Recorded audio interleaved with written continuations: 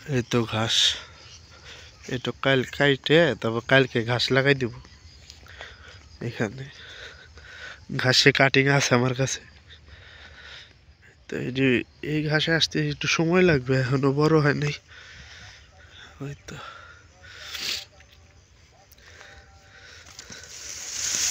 দেখুন ক্ষেতের ভিতরে আসলাম,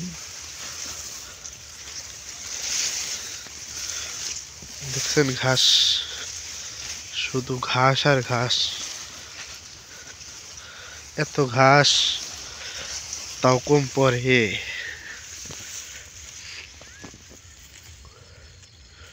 দেখছেন চারদিকে ঘাস আর ঘাস। গাভী গরুকে, ষাঁড় গরুকে বেশি বেশি ঘাস খাওয়াবেন। কিছু কিছু এলাকায় দেখি ষাঁড় গরুকে ঘাস দেয় না, কয় ঘাস দিলে বাদে গরু মোটা তাজা হয় না। এটা কি সত্যি কথা? যদি সত্যি কথা হয় তাহলে আপনারা কমেন্ট করে আমাকে জানাইবেন। আসলে কি ঘাস দিলে গরু কাবু হয়ে যায়, না ঘাস না দিলে কাবু হয়ে যায়, কোনটা আপনারা একটু বলবেন আমারে। যেখানে যাই শুধু দেখি খ্যার আর খ্যার। খ্যার দিলে বাদে বলে ষাঁড় গরু মোটা তাজা হয় তাড়াতাড়ি, আর ঘাস দিলে বাদে বলে মোটা তাজা হয় না। আমি এটা তো বুঝতে পারতাছি না। আমার হিসেবে মনে হয় ঘাস ছাড়া কোনো কিছুই হয় না। গরু হয় না, বাছুর হয় না, তারপরে ষাঁড় গরু ফ্যাটানিং করার জন্য একটা গরু, তারপরে যে গরু, ছাগল, ভেড়ি, মুরগি সব, বর্তমানে খরগোশও তো ঘাস খায়। সবাই আমার চ্যানেলটা সাবস্ক্রাইব করবেন, পাশে থাকবেন, আর নতুন নতুন ভিডিও পাবেন। এই তো দেখুন কত ঘাস, ভুট্টা খাতিটা। দেখেন শীতের সরিষা ফুল, এতে তো যাওয়া যাবে না, এর মধ্যে যাই। এই দেখুন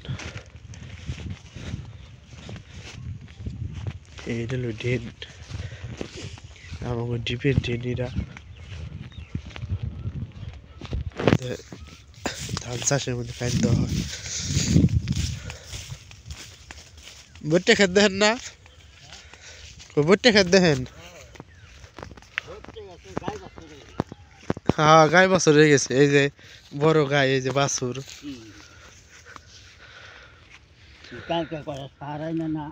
হ্যাঁ দিয়ে দিন। হ্যাঁ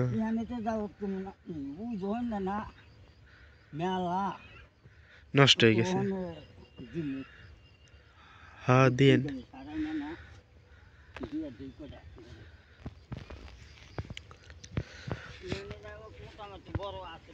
হ্যাঁ অনেক কত বড় আছে।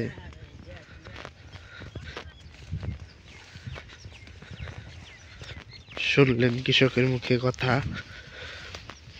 যাই বনু খেলে মার যায়। ওটা হের, ওই লোকটার ক্ষেত ওইটা। সবাই ভালো থাকবেন, ধন্যবাদ।